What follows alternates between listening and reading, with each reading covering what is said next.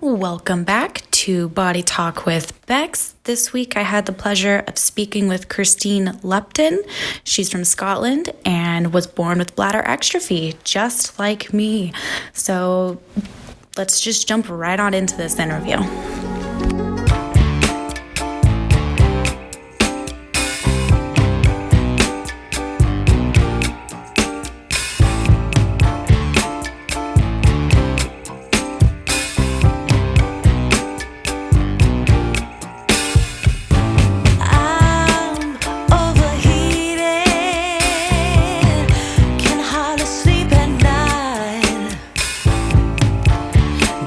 Correctly. Okay, let's hear it. How did you say it? Sorry, Kirsteen. Yes. Yes. Oh my goodness. Okay. Did you get coached by Tom on how to do that? Because a lot of Americans don't. They say it as like Kirsteen. So like I don't know why. So yeah, I thought maybe Tom would have told you it's Kirsteen. No, I was just guessing. Well, yeah, good guess. You are pronouncing it right. Thank you. Yay. Yes. Like, I don't want to be butchering your name the entire time we're talking. It's okay. I've been called worse. So. So you had bladder exstrophy. I do, yes, I do. So I was born with bladder exstrophy in 1993. And when I was listening to your podcast around how when you were born, your mum didn't have the luxury of Facebook pages and everything else. So when you were talking about how she kind of had to go out and do a lot of research, it really resonated with me because my parents basically went and did the exact same thing. They were looking up, I don't know if you remember, but you'd have like massive medical journals with everything in them. And then my mum and dad kept one and that they'd used originally, and literally it must have been about 5,000 pages. And there was like maybe a paragraph about bladder exstrophy. And they were like, what is this? So yeah, I thought that was actually quite interesting because I was just listening, like we've basically been through a lot of really similar experiences and in completely different countries, which was interesting. Yeah. I mean, it sounds like you were only born a year after me. So we were kind of grew up in the same generation of like medical technology too. Yeah. And so that's interesting. Absolutely. Technology, understanding. And yeah, I think, I don't know what the level, obviously the level of understanding now is a lot sort of broader and it's a lot more spoken about, but I do think that social media has had a massive impact on that, because what I've found on things like Facebook and stuff is that people are sharing what they've been through, and just seeing, you know, what parents of children with bladder exstrophy are now being offered in terms of procedures and stuff. I mean, that was just scientific dreaming for us, wasn't it? It just felt like complete sci-fi. And now you just kind of read it and you think, that's amazing that it's come. And I like to think I'm still young. So like in such a short amount of time, you know, for all these procedures, because there was one procedure called the Kelly procedure, and I'm not a doctor and I don't know exactly how it works, but I remember when I'd first heard about it, I was really excited at the prospect of the potential of being able to not have to use a catheter to void my bladder. But it was very fresh, and when I kind of pitched the idea to mum and dad, I don't do well with anesthetics, I don't do well with operations, I have severe anxiety issues when it comes to that. So mum and dad had kind of said, I don't, you know, is it worth it? You know, after everything you've been through, do you want to put yourself through it again? And it's all new and fresh. And, you know, it's not been done on that many patients. Whereas now I'm scrolling through and all these parents are like, oh, they've had the Kelly procedure. And when you talk about the Mitrofanov procedure, which we've obviously spoken about in previous episodes, everybody's kind of going, oh, what's that? That must be quite old school. And you're like, yeah. Yeah. Yeah. I like, it doesn't feel that old school, but it obviously, you know, it is. And to be fair, I don't think now I would have it any other way now that I'm a bit older. I'm like, no, I'm good with where I'm at. But yeah, it's really interesting just seeing what other people are dealing with and going through now, I suppose, isn't it? Yeah. It does make you feel a little bit old looking at like some of the new stuff that is available. Yes. And wow, that's gone a long way since like I had the option of, you know, Yeah, you go on to give advice, and then it's like, oh, my advice is about 20 years out of It's date. too Like, old. yeah, and you're like, I'll let the other ones answer this then. And it does, it feels quite strange. And then you sometimes feel a bit like a fish out of water. And I think actually what is really interesting about this conversation is that it's constantly changing, you know, the treatment and stuff for extrophy patients, because I'll speak to people who are maybe 15, 20 years older than me, and they're saying that the procedure that we had done was really modern, and for them that was like sci-fi, and they would have loved to have had that option. So it's quite interesting, because I always think that it's not very researched and there aren't a lot of advancements in it because it's such a rare condition. But with the amount of different things that are happening, if you look back through the years of treatment options, it's always advancing. And whether or not that's because people are particularly researching extrophy, or, you know, it's coming from other areas of research where you've got those few kind of golden minds going, that would work for extrophy patients. You just think it's always advancing, isn't it? Yeah. I mean, luckily. I know. Yeah, it does. It makes you feel a bit more fortunate, and about the future as well, because obviously, you know, we're lucky with where we are now, but you never know what our bodies might throw at us in the future. Hopefully nothing. Hopefully not too much. I know, touch wood. So I think one of the main things I noticed that's different between what you grew up with and what I grew up with was that when I was born, the surgery that I had right away, they actually put my bladder back in my body. And so it sounded like you didn't have that. You had your bladder on the outside for quite a while, it sounded like. Yeah, so when I was born, that wasn't a priority at all, to get my bladder back on the inside. So my first surgery, I was 4 hours old. And the idea, I don't know if you had the same thing, but I was basically in a cast for a long time. They'd like broken my hips to put my bones back together the way that they should have been. Oh my goodness. And apparently that's the kind of fix. The way they put it is people with extrophy have got a different walk because their gait, as they say, is wider. So if you watch me walking, my feet, I'm doing this and I know it's a podcast, but so that you can see, my feet kind of point outwards. Mine do, if that too. Makes sense. And apparently that's because of what it's part of having extrophy. So that was my first surgery, and putting my bladder back in my body didn't seem to be a massive thing, which I think must have been really tough for my parents. And I think, so when I got my trophin off, I think I must have been about 4 when I had it. And what they did was they put my bladder back in my body, but they gave me an external stoma. So you could basically see it. And it looked actually just like part of my bladder was still on the outside of my body. And for years, I thought that was the case. And then when I was speaking to mum and dad about it, they had said, no, that was actually an external stoma. But I had thought that they'd just moved my bladder and left some of it outside. And similarly to you, the initial hospital and surgeon that I went to, they weren't overly experienced at all. And I'm not here to kind of name names and slate anybody, but they went in and they were doing their best. But I think every time I went in for surgery, I was coming out worse, you know, because they were trying different things. So the last surgery that I'd had was when I came out with the external stoma. I had no control over my bladder, so I was still having to wear nappies. And that was a really big thing for me. I wanted to wear big girl pants, you know, because I had that same too. Yeah, like you're going to school and you're in nappies, and that's not such a big thing. But when you're going out shopping with your friends or with your mum for clothes, and you see all these cute wee underwear and your friends are buying it and you're not, and like I think that it's times like that you think, oh, I am different. And I never think like that so much, but that was always my big thing when I was young. I wanted a belly button and I wanted to wear big girl pants. And I remember mum and dad had said that to my surgeon at the time, you know, when is she going to be able to do this? And my surgeon had said, oh, we'll cross that bridge when she's about 16 or so. And mum and dad were like, she's 4 and she's asking for this. She's not getting to 16 in nappies.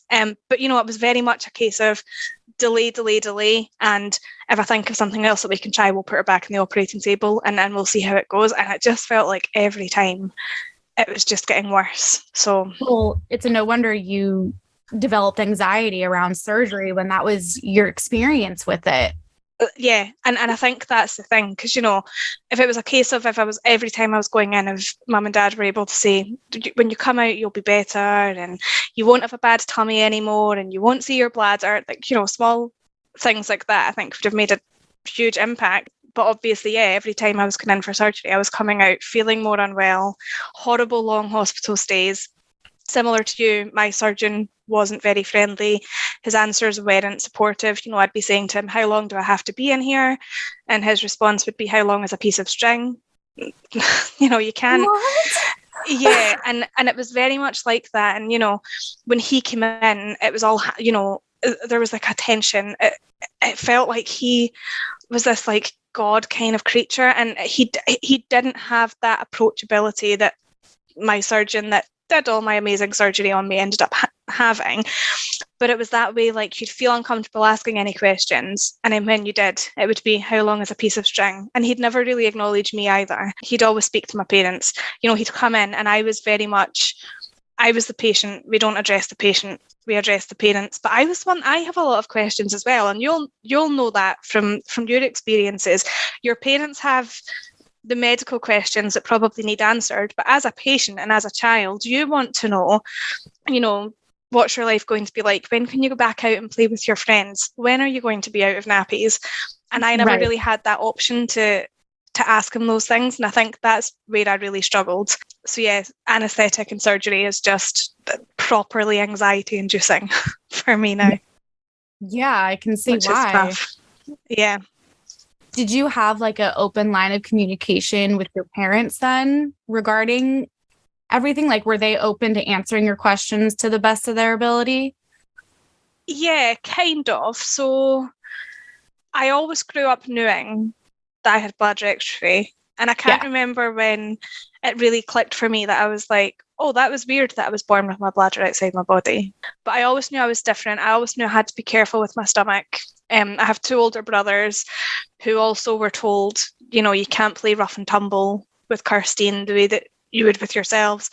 And because where I grew up, it was a fairly small place, so everybody knew everybody. And my mum and dad decided to be really open and honest and transparent that I had been born with my bladder outside my body. They weren't expecting it. They didn't know what it was going to be. But the reason that they had wanted to do that was because in a small place, the rumour mill just goes mental. So they were like, "We don't want it to come out that she was born with 2 heads," or, she's ridiculous. Yeah, just something mad. And they were like, and the way they saw it, and I think this has kind of made me the person I am today, was if any of our friends don't accept it, then they're not our friends anymore, because she's our daughter and we're there for her. And I think from that, and from my mum and dad being so open, I just everybody just knew about me. So, it was never a secret. So all my school friends and stuff knew. And I think off the back of that, we did have that open line of communication. But when I was scheduled to go to the hospital in London that did end up treating me, they didn't tell me until about 2 or 3 weeks before the surgery, because they knew it would be 2 or 3 weeks of me saying, "I'm not going, I'm not doing it. It's not happening." And, every excuse under the sun. I feel better now. Right. You don't feel better now. I'm like, "No, I didn't. I quite enjoy having this external stoma. It makes me different. And who needs a belly button? And I like nappies." So there was a lot of kind of compromise. So they wouldn't tell me when I needed to go for surgery until they felt like they absolutely had to. And looking back, I don't think they told me how unwell I actually was. Yeah. At points. So how was it with you? Did you feel like your parents were quite open with you, or?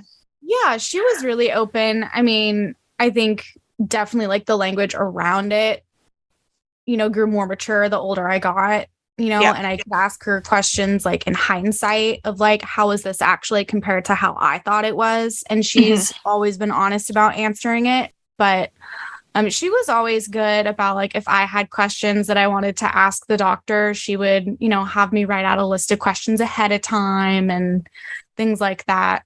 But yeah, I always knew I was different. And I think, like close friends knew Not everyone at school knew. We weren't from as small as a town as you are. We were still from a fairly small-ish town where a lot of people do know, like everybody else. Yeah. Can't help going to the grocery store without running into someone, like that kind of thing. Yeah. But yeah, I mean, like not the whole class would know that like I had something, but like my close friends would, teachers would know, because of course they would have to be okay with me just, getting up and going to the bathroom if I needed to go. And change of clothes like in the cubby or my backpack or whatever in case there's a problem at school, that kind of thing. Yeah. I think that's important though, and I always say that now to parents who will reach out to me, if they find out during pregnancy or when their children are born. I always say, just be open about it, just be honest. And I don't think it would have done me any good for my mum and dad to let me think that I was normal, for lack of a better word, to then get older and realise actually what I went through wasn't normal. Because I always think they could have really easily just said to me, it's different for you because you're a girl. Because I had two brothers, so maybe I wouldn't have thought, well, I have to deal with this because I'm not a boy. So I always say to parents of children now with bladder exstrophy, be honest with them. And on the days that you feel rubbish, like there would be times where I would cry and, I would cry and, why me? And I don't want this anymore. And it would sometimes just come out of nowhere. I'd maybe just have a bad night and just got upset. And what I always really liked was my mum and dad would go, yeah, this really sucks. Let's be upset about this together. They were never like, oh, everything happens for a reason and you're lucky that like, I always say when your child is sad, be sad with them, because that's sometimes what you need, isn't it? You need your parents to go, do you know what? I know that you're hurting. I'm hurting as well for you. Let's just have a night where we feel sorry for ourselves. And then tomorrow we'll pick ourselves back up. Yeah. And we'll get on with it. Yeah. And I think I've always kind of seen it like that. I don't know if that's how they meant to do it. I don't know if it just came naturally, but that's how I always felt. Like I could have a night where it was just rubbish. And the next day they wouldn't bring it up with me. They wouldn't say, how are you feeling about everything now? They would gauge it on how I would wake up. If I woke up normal, they'd just be like, okay, she's had her cry. That's it. Yeah. We'll move on with it. And I always really appreciated that, because I don't know how I would have dealt with it as a parent if I'd never had that kind of example. Yeah. So I really love that a lot. Yeah, just be sad with Pete. Sometimes that's what you need. You need if you're crying, you need somebody to cry with you and go, that's really rubbish what you've just been through. Or it shouldn't have been you. It should never have been you. You didn't deserve this. You sometimes need that. It doesn't always help to go, oh, but you're strong, you'll get through this. Right. Sometimes you don't need that, because then I think it makes you feel like you have to be strong. Yeah, well, or think I am freaking strong. I'm still allowed to cry about it. Yeah, exactly. Of course I'm strong, but I'm going to cry because I'm strong and I've survived this. You know what I mean? And I think I've always thought that kind of openness to be vulnerable has been a really good thing for me. And I can still do it. I can still phone my mum and be like, I'm feeling really rubbish today. Why has this happened to me? And she'll go, yeah, it should never have happened to you. I feel rubbish every day when I think about it. And it doesn't then make me feel bad thinking my mum's at home every day feeling rubbish because she had a daughter that's born with bladder exstrophy. But it makes me feel like I can phone her and we can just rant together about it. And it's not a common occurrence, don't get me wrong. It's not every month or whatever. It could be years, that go by. But it's just nice knowing that you have that, I think. Yeah, no, definitely. I have that with my mom too. It feels so good. And I think it'll make your mum feel better as well. Because, I think as you get older as well, your relationships with your parents change, don't they? So probably for a long time, your mum did have to be the strong one for you in the hospital. Whereas now, and even, listening to the podcast, she's quite open and honest about concerns that she had when you had to be away from home for a long time. And that maybe feels like a bit of a weight of the world is lifted off her shoulders, because she's kind of saying, it was really hard for me, but I did it for you. And I think that's quite a nice part of a relationship, I think, that you can have with your parents or with your children if they have exstrophy or another illness, to be able to, when they get older, reminisce, and because you have that shared experience, but it's not the exact same. It's a shared experience from two different angles. Yeah, definitely. So Did your parents know that you were going to have bladder exstrophy ahead of time? Yeah, mine No. didn't. No idea. So funnily enough though, when my mum was pregnant, she had said to my dad, there's something wrong with this one. Like, this doesn't feel the same. Oh, wow. And dad had said maybe it's because it's a girl, because, you know, they always say, you know, your pregnancy symptoms and everything are different. And she had all the tests under the sun that came back totally normal. And I think it got to the point that my dad was getting quite angry with my mum, because he was going, like, I'm not excited about having my daughter because you're just having me all anxious. And so my mum had some issues with her, difficulties with her 2 past labours. So she'd had a C-section. So she was scheduled to have a C-section with me. And so many people don't believe this story, but my dad, hand on heart, says it's true. So the night before my mum was due to have her C-section, he was staying at my nana's house with my 2 brothers, and he was watching TV, and there was a TV show about a birth defect that caused children to be born with their organs on the outside of their bodies. And the surgeon who ended up operating on me was talking on the show. And he said it was extremely graphic. My 2 brothers were in the room, and he turned it off because he thought, I'm not watching this before my daughter's born. You know, little did he know. Gosh. And then after I was born, so previously he got to be there when my 2 brothers were being cleaned up and everything after they'd been born. And then when it had been me, they've pushed him away and said, can you go and sit down? And my dad had just thought maybe they've changed the procedures. It's been about 18 months. And then within a few minutes, they came back out and they said, you know, we think there's a problem. We think we can see your daughter's bladder. And I think at that point, their worlds just kind of shattered. So how was it with you then when your mum found out? Was it was kind of the same. She didn't know there was anything wrong. They had like all of the tests done and everything came back saying that I was going to be totally normal. And then, when it came to the day of, like, they didn't even really tell her anything. I came out and they just like grabbed my dad and left the room with me. Wow.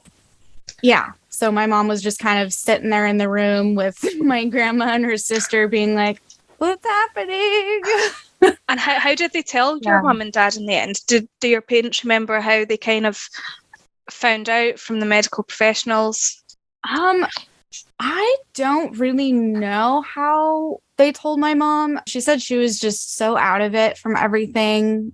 Yeah, I can't remember. They just came back and oh, that's what happened. They didn't know it was my bladder. Wow. Okay. My bladder was inside out. Yeah. And so they didn't recognize it for what it was.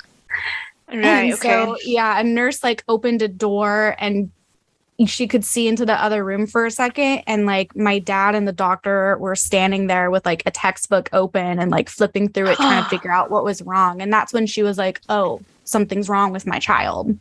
Oh my goodness. Yeah. What a way to find out. Yeah, not the best communication on their part, I think. No. I mean, could have definitely been handled better. 100%. I mean, when my mum and dad were told, so my original surgeon at the time had come out after dad had been told to go and sit down, was basically told that of any condition that was fixable surgically, that exstrophy was the most complicated to fix surgically. And he then proceeded to tell them that I would never be continent, I would never have a functioning bladder, and I had no chance at a normal life. And this was all within an hour of me being born. So wow. Just think, I know. That must have been so tough. I know. It's just, when you think about it now, like, I just don't think that would happen now. No, it wouldn't. No. So tough. That's insane. Yeah. Wow. So what was it like to have your bladder on the outside for a little while? Like, do you remember having to take care of it or like?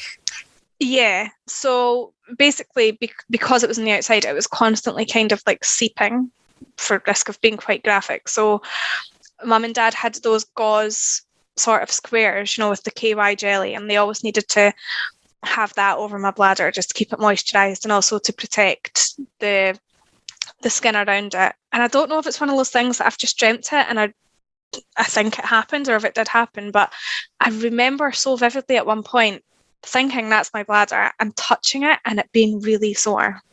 But I don't know if it was just something that I've dreamt, or because, I was 4 when they put it back inside. So right. I think, would you remember that? But it's one of those things you just remember so vividly in your mind that, touched my bladder and it was really painful. And it's not a memory that a lot of people can have. Yeah. So no, I don't remember loads about that. What I do remember about the external stoma was tough. Yeah.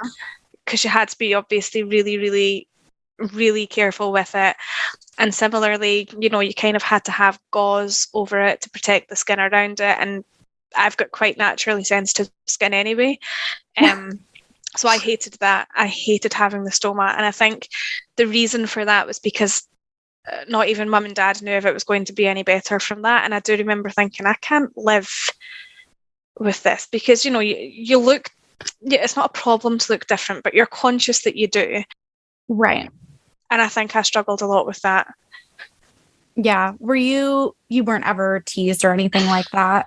Oh yeah, I was. Yeah, quite badly. And again, it's one of those things that stick. You'll know how it is. You'll have certain moments, either in hospital or whatever, that will just stick in your mind as if it was 10 minutes ago. And I remember I was in class in school, in primary school, and I must have been very young, about 5 or 6. And I was standing up and I was reading the blackboard. And for some reason, I don't know why, but I must have just been focusing really hard. And I just lifted up my skirt a wee bit.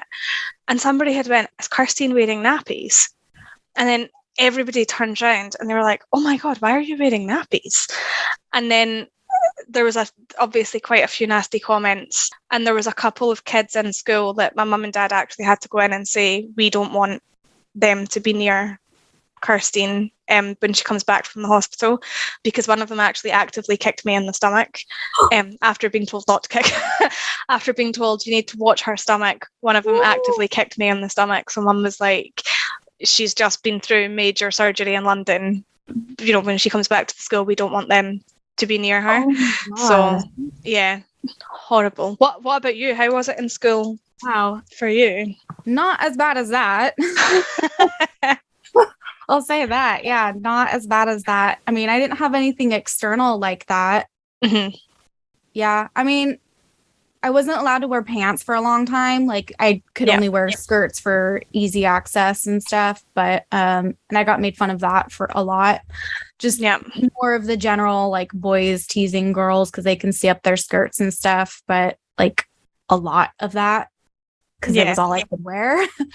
I remember in 2nd and 3rd grade getting chased around the parking lot and made fun of because I had trouble with staying dry and stuff and with continence, and they would just make fun of me for basically having accidents at school and stuff, but not nearly as bad as being kicked in the stomach. Oh my God.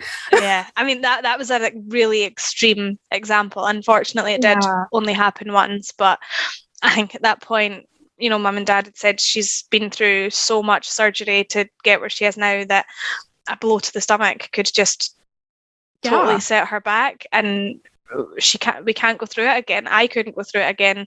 I don't think mum and dad could have mentally gone through it again. You know, so yeah, it was tough. And I remember it, honestly, it could have been 10 minutes ago from the way you remember it, just even just the pain and thinking of oh my days, I don't know what this is going to do. And obviously you'll know that with bladder exstrophy, you don't have all your muscles. So your bladder is a lot closer to the surface, which means that it's much easier to rupture and burst. And I remember for a long time worrying that kick in the stomach would have meant that my bladder would have burst. Fortunately, it didn't. Yeah, but it's just, I remember thinking that, and I know that mum and dad had the same thoughts, but it was a case of just keeping a really close eye on me and making sure that when I was catheterizing, everything was okay. But yeah, do you ever look back though and think, I don't know how I would deal with this as a parent? Do you ever see what your mum did and what you went through and think, I don't know how I would handle that if that was my kids? Oh, definitely. Yeah. No, I ask my mom frequently, like, even still after talking to her and hearing how she dealt with things, like, I still just go back and ask her, like, how did you know to handle it like that? How did that come to you to handle it that way? Because with no training and, no expertise anywhere. I know. And and again, that kind of lack of support and understanding. Yeah. I always look back and think, I don't know how you did it. Yeah. I don't, they handled it so well, but I just don't think I would have it in me to handle it the same way. I don't know. It's a strange one though, isn't it? Like, as you get older, you start to put yourself more in your parents' shoes. Because it feels like so long ago for me. Like, I'll look back and stuff, and like if I like rewatch any speeches or anything that I've made about what I've been through, I just feel like I'm watching somebody else's story. And it doesn't help that, you're probably on painkillers and stuff, so you don't always feel like yourself anyway. Yeah. So yeah, it's interesting though, isn't it? Yeah, no, it definitely is. I mean, especially like looking forward. I mean, you're married and I have a steady partner, and like looking forward to the future. Like, if we have kids, like, it's statistically speaking more likely that our kids are going to have bladder exstrophy. And so we're literally going to put ourselves in our parents' shoes. Yeah. So, it makes you think, like, gosh, how would I handle that? And it makes you think you would probably go to your parents for advice. Oh, hell yeah. On how they handle it, which is crazy because you would think you would know as the extrophy patient. But what a lot of people don't realise, because I've said the same, what people don't realise is I never made the decisions. Yeah. And it's the same for you. You were in the bed. Your mum was making the difficult decisions. She was having probably the difficult conversations and the scary answers and everything. We were just there dealing with it. Yeah. You know what I mean? Like, you're a kid. Somebody comes and tells you, okay, this is happening. You'll question it. You'll question it and go, I don't want to because it'll hurt. And then you're a bit of a drama queen. And then you handle it. And I think, because that's crossed my mind as well. If we go on to have a family and if they did have extrophy, because I don't know about your mum, but my parents had quite a lot of sort of feelings of blaming themselves. Looking back on, what did she do during this pregnancy that was different with my brothers? Did she eat something funny? And she still deals with that. And I always say to her, I've never once looked at you and Dad and thought, whose fault is it? Yeah. But I've had a few people saying to me, would you not feel guilty if you were to have a child with bladder exstrophy? Knowing the child. And I always think, well, no, because my life is amazing. And I actually think it's because I've had bladder exstrophy that I am where I am now. Oh, yeah. And I've had a few really insulting questions like that, though. And I don't know how you would answer that if somebody was to say to you, oh, you and your partner are thinking of a child. Do you not think that's quite selfish? It's just like, no. And if you think that, it's because you don't understand extrophy, Or what it's like to just have any kind of birth defect. Absolutely. Yeah. I mean, that just means you don't you don't have the capability of putting yourself in someone else's shoes. And yeah, I mean, it leaves you speechless, doesn't it? it really does. I'm trying to think of what to say. Yeah, I remember the first time I was asked that, and I was told, you could just adopt. And I was like, that's a very... and I'd met this person. I should also clarify, I'd known this person for a few hours. It wasn't a close friend. It wasn't a relative. It was just somebody who had said, have you not thought about just adopting and then reducing that risk? It's like, well, it's a personal choice. And I just don't think it's fair to lay that blame, because, I know how that blame has affected my mum, even though she knows it's not her fault. Or, even though it's definitely not her fault, and there's been no proof to say otherwise, as far as I know. Well, studies so far have shown that there's nothing that the parents do during pregnancy that cause it. It's just something that happens developmentally in like the second trimester, I think. Yeah. Is what I read. It's to do with basically the bones are failing to kind of form together the way that they should. Yeah, but the point is that it's just a developmental issue that has nothing to do with external forces from the parents and how they're handling pregnancy. 100%. Definitely not your mom's fault. Definitely not my mom's fault. It just is. Yeah. Yeah. And I say that to parents as well, that, you know, it's not your fault, because they say, is it something I did? Did I eat something? Or you'll have parents who'll say, you know, I never smoked or drank during the pregnancy and I ate healthy. And it's like, you could have literally done everything textbook perfect. You could have had 12 hours sleep a night. You could have eaten everything organic. You could have done everything amazingly.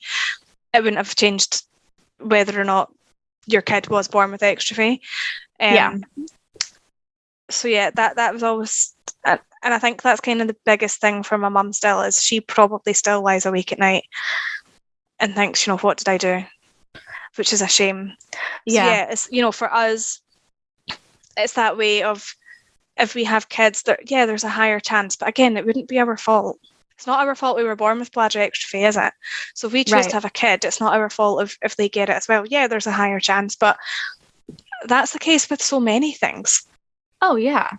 You know, so, and I've never seen bladder exstrophy as being a life-limiting condition.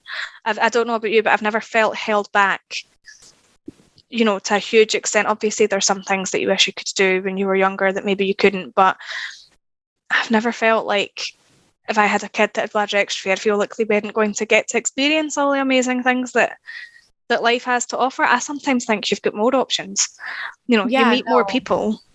I agree with that. I think there's nothing that it held me back from doing. I always still just, I found it like as a reason to go do what I wanted to do. I always felt like it was a motivating factor to push me to actually accomplish things that I wanted to do with my life, you know? Yeah. And it does, because you end up in situations that you wouldn't probably have ended up in otherwise. You know, even like this, we would never have known each other existed. You wouldn't have had your podcast. You wouldn't have got to meet all these, you know, all the amazing people. And it's just like, yeah, you know, things would maybe be different. You might have less concerns around your health and whatever, and maybe your childhood would be less filled with memories of being in hospital and more of being in parks. But I feel like it shapes you, who you are as a person. And there's so many people that I know with bladder exstrophy that always say that they're only there because of the experiences they've had. They've wanted to meet people, they've wanted to go out and help others. And if they didn't have bladder exstrophy, they don't know what they would have ended up doing. Maybe they've ended up in the same thing, but you never know. Yeah, I think it definitely shapes and brings out the compassion that we all have. Yeah. And I think you grow up a bit faster as well. Yeah. I think, you end up in quite scary and adult situations quite a bit faster. And I think for me, I was aware of what kind of dying was, when like you realise that quite early on, that life isn't forever. And I think some of that is quite sad when you look back and you think, I was really young when I picked up on that stuff. But then, like you say, it brings out that compassionate side in you. And I think it brings out that side in people, where you're like, just do what you want, because life isn't forever. Go out and do what you want to do and what makes you happy. And that all sounds like ideal. And obviously it's not always the case. I'm not saying I'm just away out doing whatever I fancy all the time. But I think, when you're young, when you're younger, you grow up a bit faster. And I think, you maybe consider things in a different way to what other people who haven't dealt. And that's not just a bladder exstrophy thing. That's if you've been a child in hospital thing. Yes. Or if you've maybe cared for somebody who's had health issues, there are situations where you grow up faster. And I think that was probably a benefit for me. Looking back, I would say it was. Yeah. I mean, from what I know of your story, yeah. I don't know what job I would be doing, honestly. So now obviously I'm a fundraiser because I just feel like I've done it all my life. And now I look back, I think, I don't know what I would be doing if I didn't have bladder, because I would never have fundraised for the hospital that I fundraised for. Right. So I would never have been to events. I would have never known that. You never know, because life could have ended up in a really similar situation. But I'm definitely where I am now because of the experiences that I had when I was younger. So I honestly, and I will say this to everybody, and don't know how many people believe me, but I wouldn't change it. I don't know about you, but if somebody was to say to me tomorrow, we can cure you of this, and you'll never have to think about it again, I would probably take the cure, but I wouldn't have told them turn back time and stop me from having it. Yeah. I agree with that. Yeah. I mean, because I've had people ask, like, do you ever wish that you were born without bladder exstrophy? And no, I wouldn't trade my experience at all. No. There's some things that I feel I don't know, maybe it's because I'm married as well now, but there's also that option, the concern of some people with bladder exstrophy can struggle to conceive, and that pregnancies can sometimes be a lot more difficult. So I sometimes deal with a bit of guilt around, now my husband has to deal with that. Yeah, I have that too. And I feel, I've always said that's why I would never want that to be our next step, to say to have children, because I would never want to then find out that I can't, or whatever. So I feel guilt actually around how it affects people around me, probably more so my husband, not at the moment, but because you feel like that affects the people that you love, don't you? Oh yes. So that's the only thing I would definitely change, would be give me everything else you've given me with it, like the bladder spasms, the having to catheterize, the bladder stones, the surgeries, but just let me know it's easy to have a child. Yeah. Just tell me that'll be fine and the pregnancy will be pain-free. And lots of people with bladder exstrophy have had children, and they've had healthy pregnancies and whatever. But that for me, I think, is my biggest gripe now with having it, is that kind of, it's a bit of a dark cloud over your head sometimes. And you'll probably feel the same if you're in a long-term relationship. It's when are you having a family? Yeah. Have you not thought about having kids yet? You're not getting any younger and all the rest of it. And it's yeah. Yeah. And you're like, you don't know the situation and you don't want to get into it because it's not anybody else's business. And potentially it's always a question that women seem to get more so than men. I've never heard anybody saying to my husband, if you're not thought about having children, you're not getting any younger. Yeah. That's like, that's true. So that's the only thing. If I'm being perfectly honest, that is the only thing I would change. Would be that issue. I can agree with that. Yeah. Because that has been a worry that I've had in my mind for a while too. I mean, we've been together for like 4, almost 5 years. So, at some point things are going to go that way. And we've talked about like wanting kids and stuff. And it's definitely something that's been on my mind as well, that it's going to be hard. Yeah. And that's it. And, even if you knew, I think for me, even if I knew that the pregnancy was going to be 9 months of, quite a difficult time, I think I could cope with it. I think it's the not knowing. Yeah. Whether or not you can. And I mean, again, we're not the only ones that go through it. There's lots of people for various medical reasons that have the same concerns. And often women who have no medical history have the same problems. But I feel like that's the thing that bladder exstrophy just kind of keeps throwing at women. Until you have a child, they're like, you're absolutely fine. You're not in pain. You've not had stones, but can you get pregnant? And it's like, I still have that one to throw at you. And you're like, oh, I know. So yeah, that's definitely the only thing I'm like, that really sticks.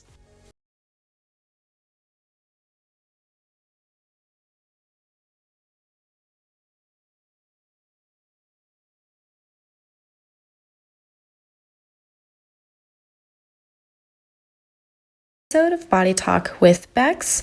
Also, just the first part of my interview with Kirsteen Lupton. Join me back again next week for the second half and conclusion of our conversation. I hope you found it informative and enjoyable. If you did, please leave me a review on Apple Podcasts or wherever you listen to podcasts. And please consider becoming a patron on patreon.com. And if you're interested in sharing your story or know someone who does, please feel free to reach out to me either on my website, www.bodytalkwithbecks.com, or you can find me on social media at Body Talk with Becks. Welcome back to Body Talk with Becks. This week is the second half of my conversation with Kirsteen, all the way over in Scotland, and I really enjoyed both parts of this conversation. I think I learned a lot about the health system over there and about how bladder exstrophy patients really can be born with the same birth defect, but it can affect our lives so differently. So I hope you guys enjoy this as much as I did.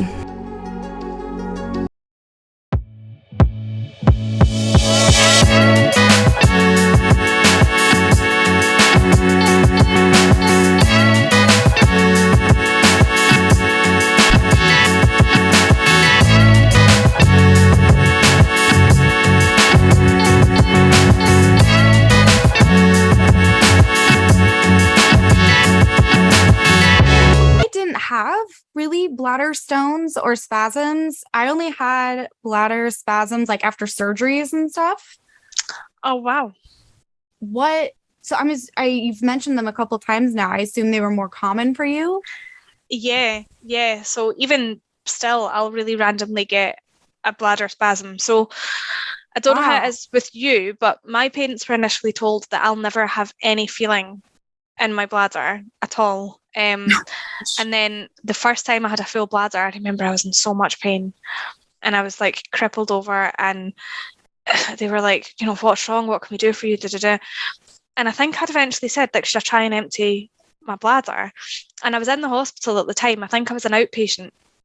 And I said, should I try and empty my bladder? And they'd said, well, you can't feel your bladder, but you can give it a bash if you want. And then I did. They got me a catheter in it and I felt better. And everybody was like, you shouldn't feel that, So that's when they realised, okay, she's got a sensation in her bladder, which really surprised everybody because they always said that was another risk of having bladder problems is you'd drink a lot of stuff and you'd never know you needed to pee. But I do. So I started, and I don't even know how to explain them. It's literally just like, imagine just somebody just squeezing your bladder, or like nails. Know how you get pins and needles? Yeah. It's like that, but it's in your bladder. And they can sometimes be a couple of seconds and stop you in your tracks, or they can be a bit longer. And for me, they got worse when I had bladder stones. So I've only ever had bladder stones twice in my life. And each time they were big enough that they needed to do a general anaesthetic to get them out. Oh my gosh. Again, because if you catheterize, you can't really pass them naturally because of how the catheter is, because it's so small and everything like that. Right. But that was pretty painful stuff, and that was stop you in your tracks pain. You couldn't stand up, you couldn't lie down, you couldn't sort of do anything. And there are things that you can do, I think, to prevent it from happening, in terms of like irrigating your bladder. So obviously putting sterile water into a syringe and then putting the syringe into your bladder. But even for me, I find that quite painful. So to be honest, I should do it more, and I don't do it enough. But yeah, I've been quite unlucky with that. And I don't know how it is for you, but I get quite frequent UTIs, so urinary tract infections, which I find really, they can be quite painful as well. I've been fortunate actually this year. I've not had many, but when you get a UTI, I mean, you've got a UTI, don't you? Oh yeah. It's like instantaneous. I know it before, like, even the symptoms really hit in full flow. Like, yes, you can just kind of tell, like, oh, I'm going to call my doctor. I should get the medication going, the whole process to get the pharmacy to fill it. Yeah. Because by the time I feel symptoms, it's going to be really bad. I know. You just get this kind of sudden twinge, don't you? And you're like, oh, okay. There's like a sudden ache and you're like, oh, that's not in a good spot. Yeah, you're like, did I sleep funny, or is this another infection? Yeah, I'm like that with my doctor. I'll just phone them, and I'm quite lucky now because my GP will just be like, if you say you have one, you have one. I'll prescribe you antibiotics. Mine too.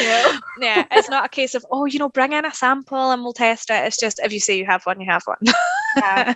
He still has me bring in a sample because sometimes I get like really weird strains of the infection. And so like sometimes she'll need to like prescribe me like a certain type of medication.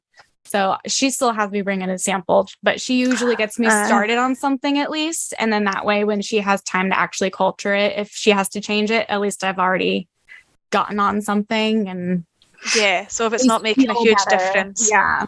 Yeah, it's maybe a bit of a placebo thing as well, isn't it? Even if it's not totally fixing the infection, you feel like there's kind of something in there really fighting it off. Yeah, well, and sometimes it like will ward off the symptoms so that like I feel better, even though it's not attacking like the actual infection. It's like attacking the symptoms. Yeah. And then the different medication that's actually for the strain will then attack, of course, the strain and make it go away. But that's quite interesting. I've been fairly fortunate in that the same antibiotic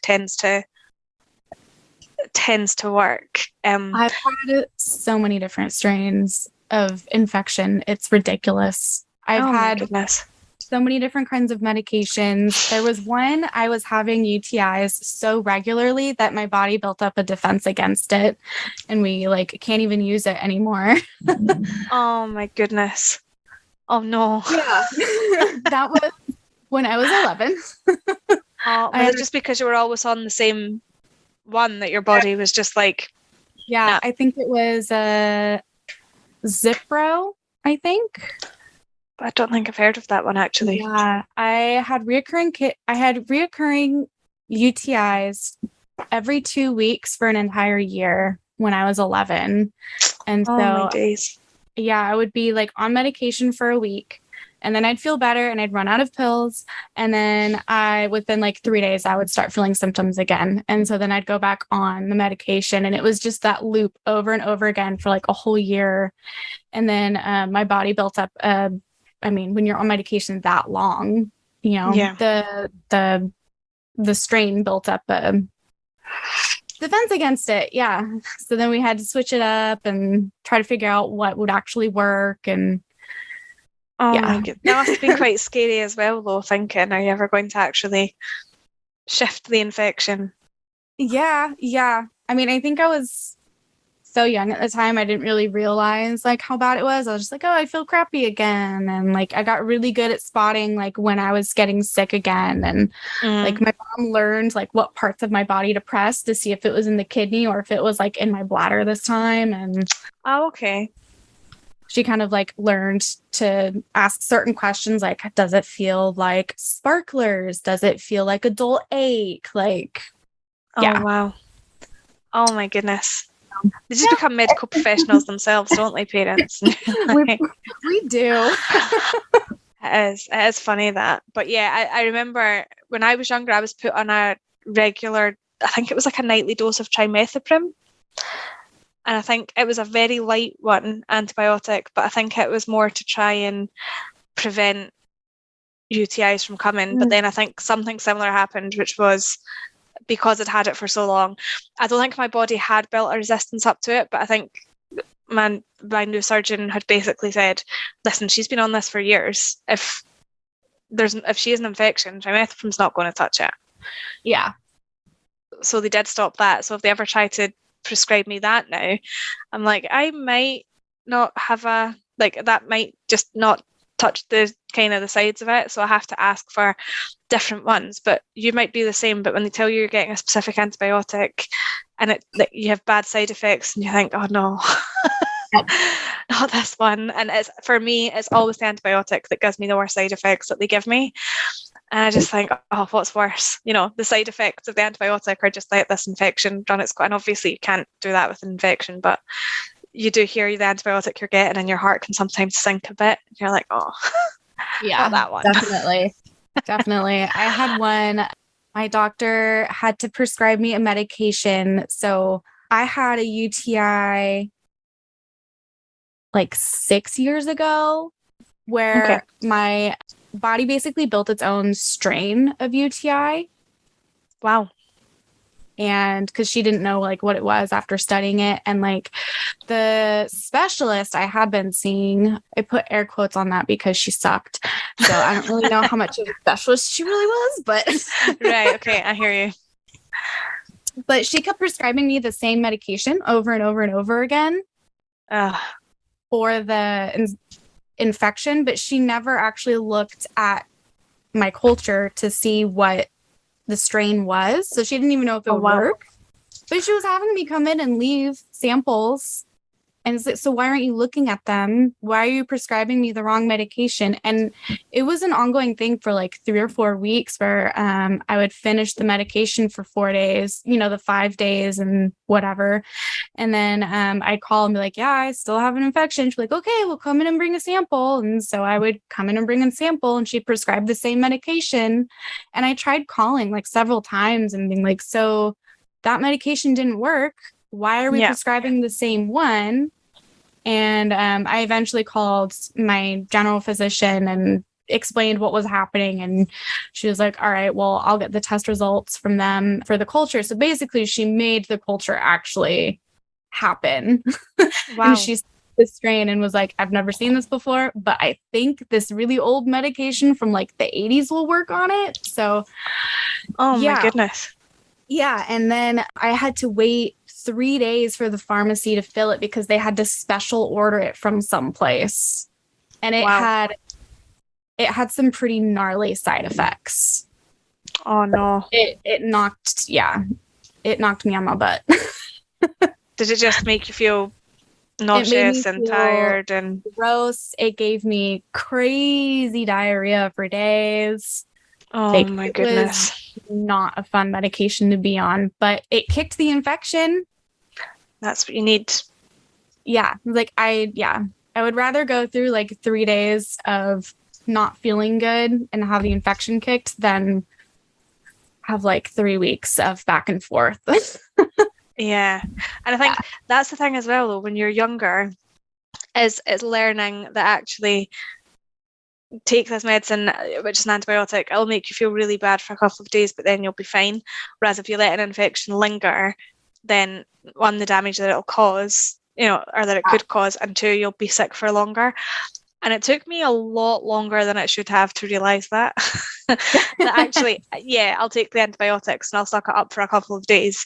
I used to always be like, no, I don't want antibiotics. I don't like them. They make me feel really bad. Totally ignoring the fact that I wasn't sleeping at night and my bladder was sore and my back was sore because my kidneys hurt. So yeah, but it's better than antibiotics. It's not. It's not. But it took me longer than it should have to really kind of realise that. And I was like, actually, I'm really sick for like a month before I do anything. Like, I'll just take the antibiotics and I'll be fine.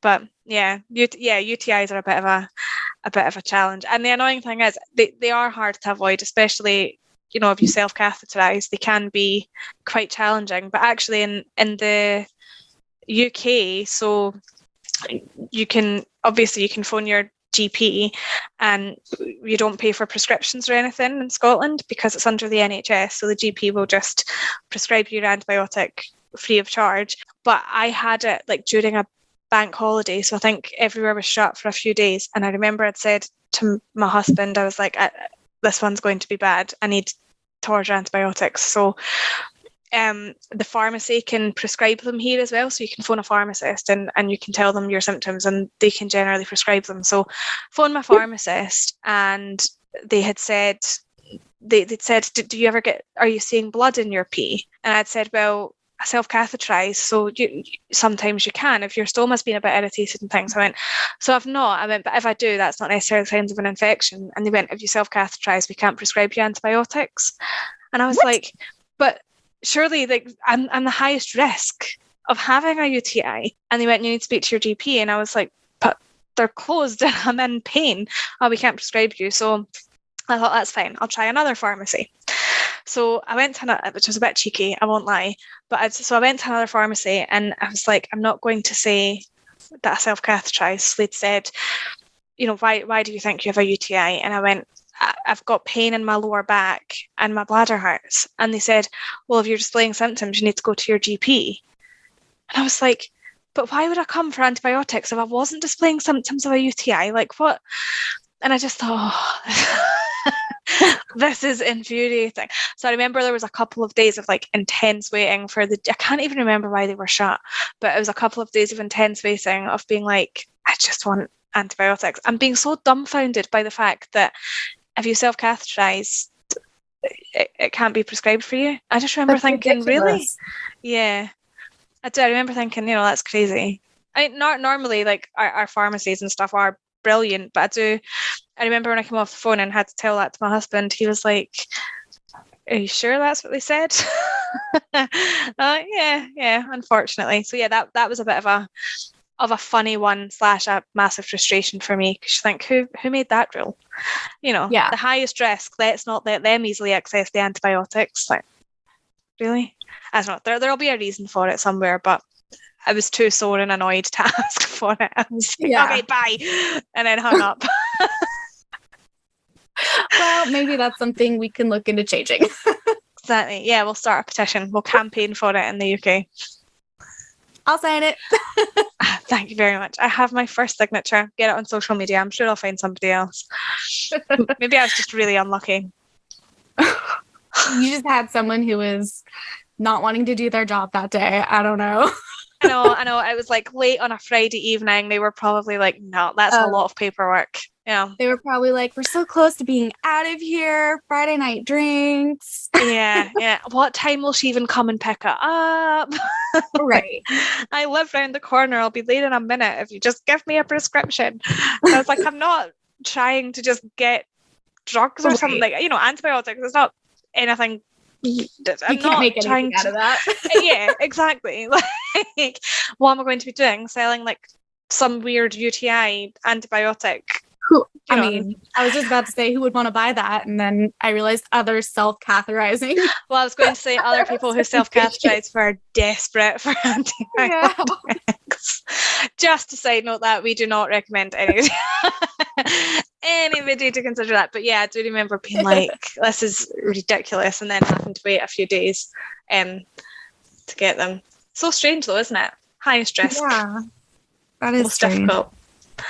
I know. So what are some current things that you still do for your bladder exstrophy? Like, what are some things that you still either like consistent maintenance or anything like that? So obviously every day I have to use a catheter to void my bladder. So I have no control over my bladder apart from catheterizing. Generally we say every 4 hours, but as I kind of touched on earlier, I have feeling in my bladder. So if I don't feel like I need to go, I won't go. If I drink a lot, I'll go more often. So I do that. Obviously I should kind of irrigate my bladder more with sterile water, but I don't do it enough, and I should say I should do it more, but it's time consuming and it's painful. And there's still a little bit of that stubborn child in me that's like, I'm not doing it because it's uncomfortable. But I should do that. And generally speaking, it's just kind of like yearly checkups with my doctor. So just to get blood tests to check my kidneys are still okay, your ultrasound and your x-rays on your bladder and kidneys, just to check that they're all still okay. And then for the first time, at least that I remember, I had a cystoscopy last year. And they had originally wanted to put me under general anaesthetic for that, and I cried for about 3 nights straight because I didn't want to go to sleep. And then I had another thing I should say was I'd never met the surgeon that had wanted to put me to sleep to do it, and I was like, I don't trust, just based on past experience, not that I don't trust doctors, that's not correct at all, but you want to meet the doctor that's going to have you on the operating table, and I don't think that's a big ask. And so I'd said, can she phone me? I just want to talk to her. So bless her heart, she phoned me, and I'd said, I've never had this done before. I don't know why you want it, and I am terrified of general anaesthetics, like to the point that if you were to tell me now I had to get one, I'd burst into tears. And then she said to me, what size of catheter do you use? So that's obviously to determine the size of the channel from my trough and off into the bladder. Right. So I told her what size I used, and she went, you could be awake for that. So I was like, I'll come in tomorrow if I can be awake.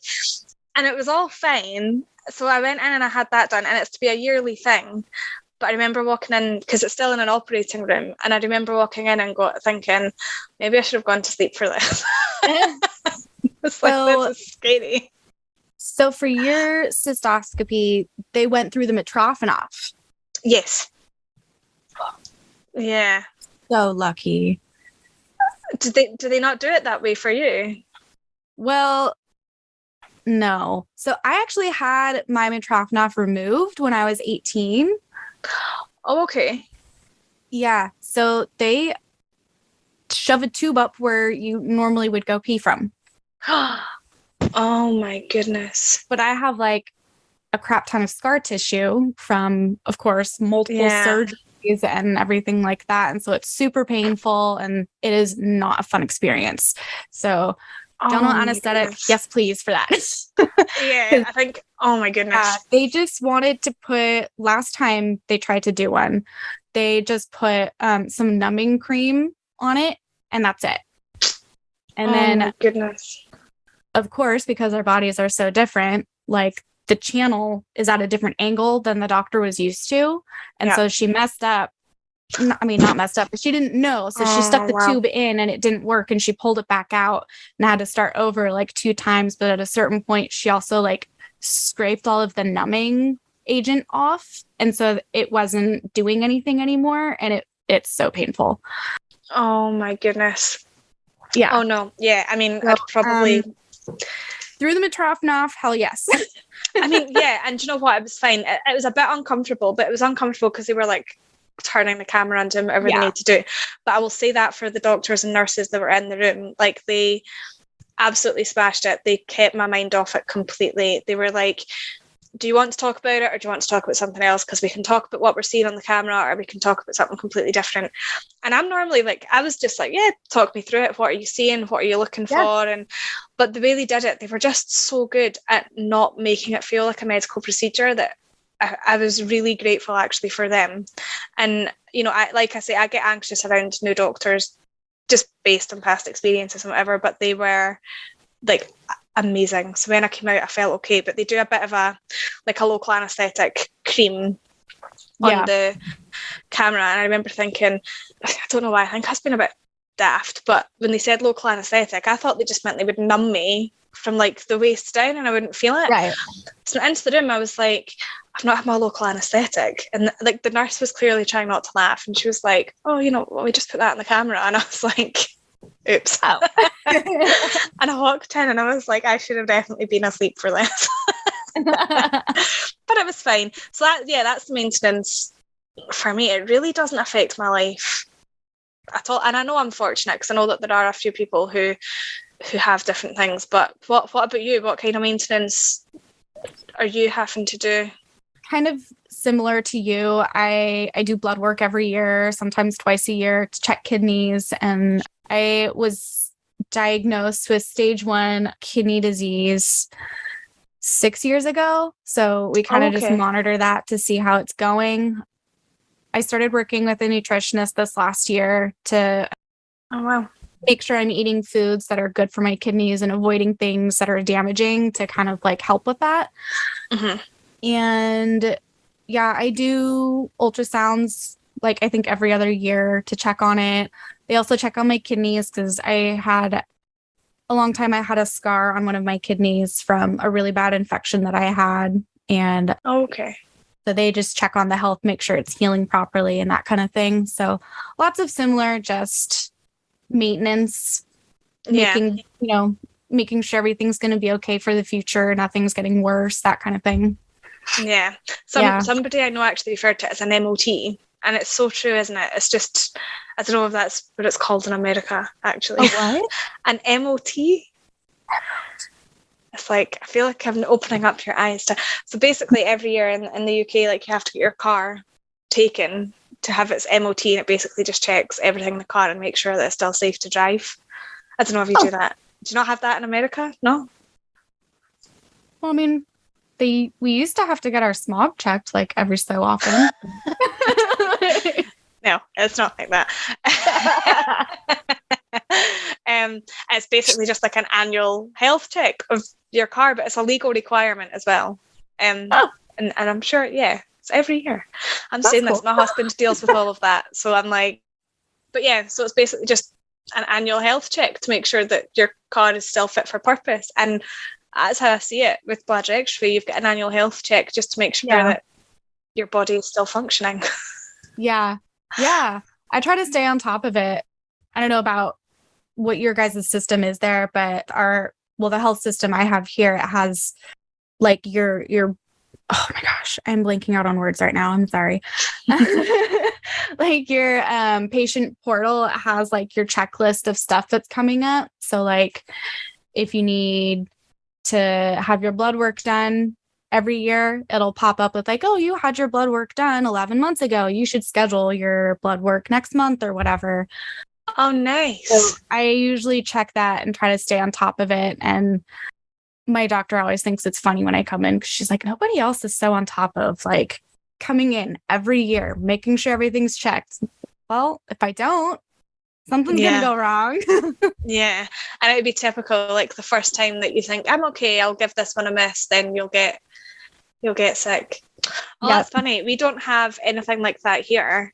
We just kind of get like an appointment out from the NHS to say that you're scheduled in to be seen at a certain time.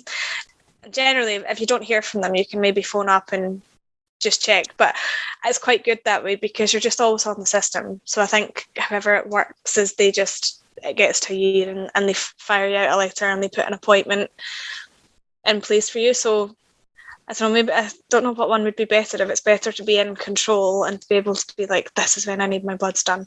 Because sometimes a lot of time will go by and I'll be like, has it been more than a year since my last ultrasound? I can't remember. But yeah, it's not too high maintenance really then for either of us, is it? Yeah, luckily. Yeah. Yeah, we are fortunate, I think, with that. At least because you hear of other individuals who maybe do have it, they've had different procedures or whatever. And like I always kind of say that when I speak to parents of people with bladder exstrophy, is like no case is the same. There's lots of similar experiences, and we've lots of similar experiences, but if you really got down to the nitty-gritty of the actual medical terms and things like that, it's probably loads of differences. And outcomes and whatever, and I always kind of say that to extra parents, like not to scare them, to be like, it might not be as easy, it wasn't easy, but it might not be as simple when they get older as it is for me, but also you'll be hearing a lot of horror stories right now, and it doesn't mean that it's going to be like that. Everyone is different. Yeah. And it's not all going to be bad. No, and it's really not. And there's the honesty of being like, there's going to be some really bad times. But like we've said before, I think that shapes you, as a person. And I don't know if you ever do this, but you kind of look back and go, oh my God, I've actually come through a lot of stuff. Oh, yeah. Yeah. You feel awesome, don't you? You're like, wow, I did that. Not I did that like myself, because obviously we both had support, but you just look back and think, God, we've done a lot. Yeah, been through a lot and came out the other side. Yeah, and both, with a kind of positive perspective and like a good outlook on life. We've had some hard hands dealt to us, but it is what it is. So yeah, I wouldn't change it. Yeah, I wouldn't change anything either. So, do you want to tell us about how you got into fundraising? Yes. Because it's related to bladder exstrophy. So it is, yes. So when I went to the hospital down in London, it's called Great Ormond Street Hospital. And that was where the kind of specialist surgeon was. So when I went in there, I was 6, and that was when I had like my big life-changing surgery. And I remember walking in and being terrified because I was getting a general anaesthetic. But one thing that had really surprised me was when you went into that hospital, it didn't feel like a hospital. Like, one, it didn't smell, and you'll know what I mean when I say that. It didn't smell like a hospital. And that was weird. And that was the first thing I remember thinking, was it doesn't smell like a hospital. The second thing I remember thinking was, all these kids are happy and smiling. All of them. They were, the patients were playing with their brothers and sisters. And I remember thinking, what's going on here? So I was instantly, I wouldn't say impressed, because I was 6. I don't know if a 6-year-old can be impressed by something, but it had an impact on me, if you like. And then, so basically, I got up to the ward, and I was placed in a bed next to a little boy called Alex. and he was being treated for cancer at the time. He was going through cancer treatment. So it was different illnesses and obviously different surgeries and things like that. But if you're a sick kid in hospital, you're next to another sick kid. You start talking, don't you? And again, you don't care when you're a kid. We weren't going to be like, you've not got bladder exstrophy, and he wasn't going to say, you're not getting cancer treatment. It was, we're both here. This sucks. Who are you? Hi, and so on. Yep. So we became really, really close, and his parents and his dad and my parents became very close, kind of supporting each other as well. And he got discharged from the hospital about 2 weeks before I did. And before he left, he got me a massive teddy and a really nice card that said, "Get better soon, love, Alex." And I had been really upset. That sounds really selfish, doesn't it? I was upset he got out of hospital. And I don't mean it like that, but you lost your friend, didn't you? Yeah. So to kind of cheer me up, so my dad used to be in the police, and he used to always talk to Alex about flying up in a police helicopter.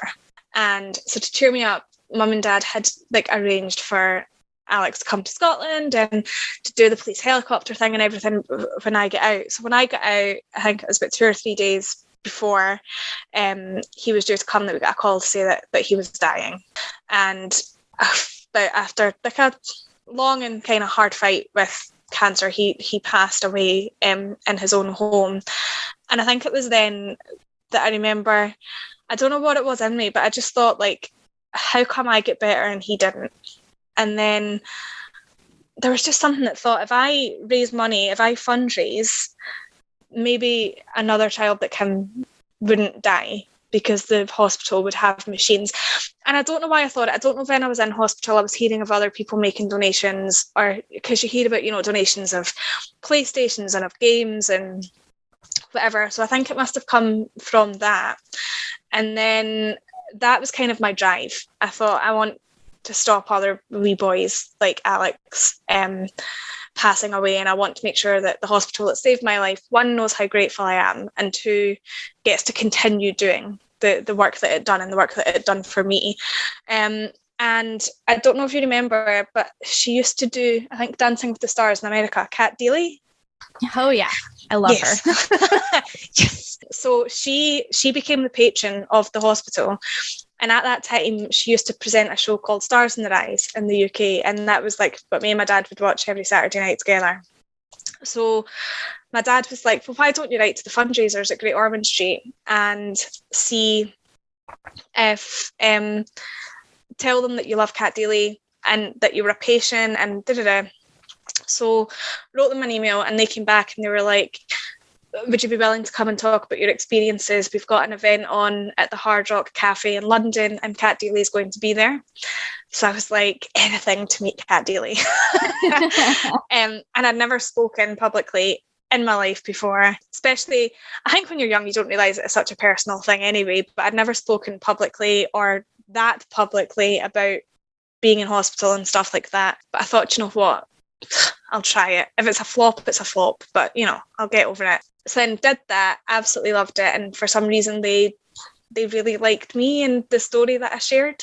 So they continued inviting me along to fundraising events to basically just speak about why the hospital was so important, and it gave me the opportunity to talk a wee bit about bladder exstrophy, but that wasn't the focus of why I was there. It was to talk about the hospital. And then from that, I was credited with helping to raise just over £1 million for the hospital, and I'm really bad, so I don't know what that equates to in American currency. It's okay, I'm really bad at conversions too. That's fine.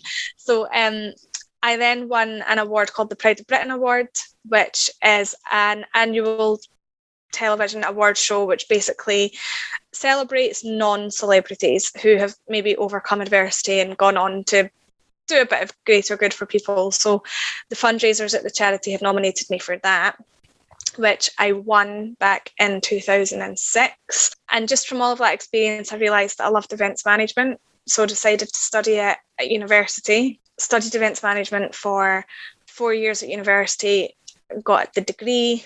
And then I think, as with a lot of events management students, I went and started working in hotels and things like that.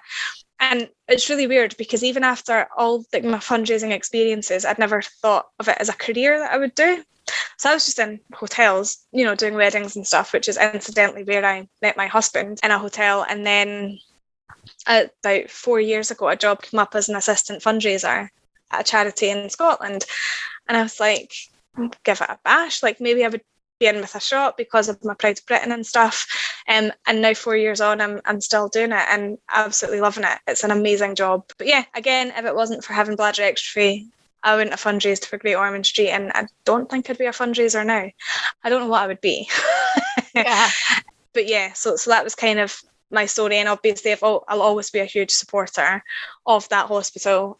And funnily enough, I actually got back in touch with Alex's family about 5 years ago because I got a tattoo of his name on my shoulder, and the writer of the Peter Pan books, so he'd given all of the rights to Great Ormond Street so that all the money that comes through the Peter Pan story and franchise and whatever goes straight to them. So it's his name, and then it's a Peter Pan silhouette, which is quite nice because it's also like the boy who never grew up. And then from that, my mum managed to find his sister on Facebook, and she'd said, you know, did you have a brother called Alex? And she was a bit like, yeah, who are you?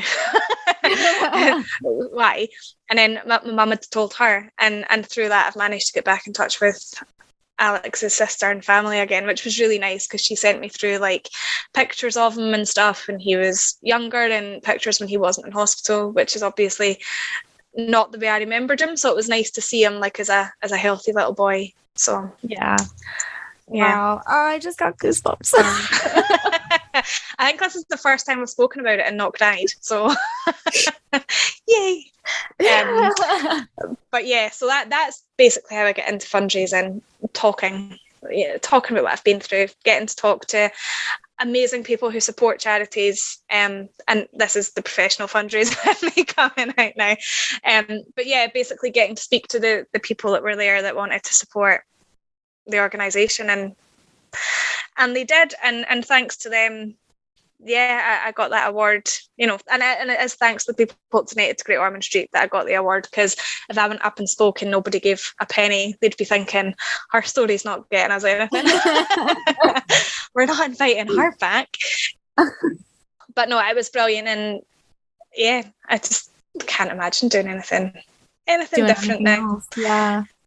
You get to go out and meet lots of people. Where are you working now? You said you're working for a fundraiser. Yes, so I work in the UK. It's a very well-known one. It's an amazing organisation to work for, but I've only been there for 5 months, so I feel like I'm still finding my feet, and it's working from home, which is nice. But yeah, when you've got a puppy, it's yeah. I'll say that. So we got him just before I got the job, and I always say getting a new job and a dog at the same time is probably not the wisest thing. But yeah, so my job now is basically to get to speak to people who want to support the organisation and say thanks, and very often, and they've got a really personal connection to the cause. So I think I cry nearly every day at work, but in a good way. That's healthy. I know, right? But yeah, like it is what it is. But yeah, you do. You get a bit emotional, and then obviously because of like my connection to Alex, it kind of feels like it's come a bit full circle, because obviously lost him to cancer, and now working for a cancer charity. So I feel like I'm still doing it for him. You know, I was doing it for Great Ormond Street where he was treated, and now, you know, I don't know. It feels strange, but yeah. Love awesome. It. Awesome. Yeah. Thanks for sharing. I know. And that's the story of my life. But yeah. Yeah. Do you have any other last thoughts or stories you want to tell us? Anything that we missed? I don't think so. I don't think so. But just to say thanks to you for doing the podcast, because I think it is important that obviously people get to hear from other people who've gone through the same thing, because Googling stuff is never good. I mean, like, I'll sometimes Google stuff to do with bladder exstrophy and I'll get the fear, even when I'm reading it and I'm going, that's ridiculous. That very seldom happens. So yeah, if anybody, you know, has just found out that they're going to have a child with bladder exstrophy or has just had a child, don't Google anything. Yeah, definitely. I mean, even for the first podcast that I did, where it was like I was talking about my experience, I did a bunch of Google research, essentially. Yeah. Into different statistics, like how common it is in females and just like what it is. And I think I scared myself silly reading it. Like, none of that happened to me. Stop it. I know. But it just sounds so much worse, I think, than what it is. And do you know what? Maybe it is actually not as bad as it is, but maybe just because we've gone through it all, it doesn't feel quite as like, but yeah, I think the fact that you're doing the podcast is really positive, and you've got a positive spin on it, which I think is really nice. And I think, have you been in touch with, or are you getting in touch with quite a few other people? A few other Tom people. had said so. Yeah, he's been really great in sending me a few contacts. Yeah. So. He's very, he knows everybody. I don't know how, but like he knows people in the UK that I don't know. And he's like, they're from Scotland, just a couple of hours away from you. So I gave them your name and I'm like, how did you meet them? how did you come across this one? And he's like, oh, I don't know, just okay. But yeah, no, it's really good that you're doing the podcast, and I'll share it with my networks, because I think it's just it's an awesome thing to do. It's raising awareness, isn't it? So, and it's probably quite cathartic for you, I would imagine, to just kind of speak to lots of people. Because I mean, it's like we were saying, we didn't really realize when we were younger how different we were. It's like that hindsight of looking back and being like, wow, my experience really is that different from the other kids that I was going to school with, and I had no idea. I mean, a semblance of an idea, but I didn't understand like the whole of how different it is. All of it. Yeah. And I think one other thing that would be good, obviously that's probably a whole other podcast, but a lot of people, even our age, are very anxious about dating and telling people. And I don't ever remember telling my husband about it. I can't remember. I think I just sort of slowly started telling him things, like I use a catheter to empty my bladder. Like really casual first date talk. I like the eyebrow flick that went with that. I know. I feel like if you could just have a picture of that. But yeah, like, and I've always said, like, obviously it's not always been plain sailing and like dating, but I always say, like, if somebody doesn't accept you for like who you are and what you've gone through, then do you really want them to be in your life? Yeah, I think dating is quite a big thing for people with extra. Maybe it's just the way I was brought up, but just tell people and see if they don't like it. You know, they don't like it. Yeah, I mean, if they can't handle it, then they're not right for you. They're not meant to be in your life long term. Exactly. And I always say, like, I do always say that I'm probably the only girl that my husband knows that can write her name in the snow with P. He's like, so that's so weird. And I'm like, but it's true, isn't it? So, you know, there are bonuses. If anybody's looking for a chat up line with exstrophy, that one didn't work. It did. It grossed him out a little bit, I think. But I was like, yeah, but you know, and I can't pee myself, so that's also a bonus. That's also a plus. I spent like 7 years of my life just constantly doing it, and now I can't do it at all anymore. So, but yeah, I think that's kind of everything covered, isn't it? Yeah, I think so. Well, thanks for coming on. I really appreciate you having me. The time to chat. Oh no, thank you for having me. It was lovely to finally get to meet you.